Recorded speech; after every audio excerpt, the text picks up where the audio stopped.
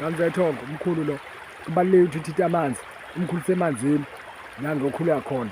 Kubalulekile ukukhuleka emanzini ngey'khathi ey'thize, especially ekuseni la ukhuleka khona.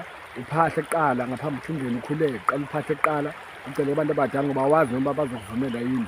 Khalisa amakhandlela akho, ubeke iy'nto zakho lapho, khalisa amakhandlela, ushise impepho, uphahle ucele abantu abokungena, uphahle ngaphandle, ulinde.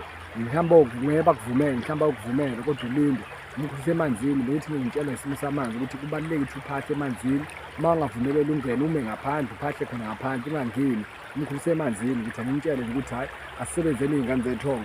Amanzi amnandi, amanzi ayajabulisa, anika impilo. Khumbula ukuthi amanzi wena uhleli emanzini sesusikama wakho. Amanzi uwadinga nje through and throughout, uwadinga nje amanzi, uyingane yamanzi. Ngiyangizwa uhamba nomndawo uhamba ney'thunya amanzi lawo. Nabalozi futhi bashila amanzi kakhulu futhi abadlali abazwana nokungcola. Kubalulekile ukuthi umkhulu akuthinte ngamanzi.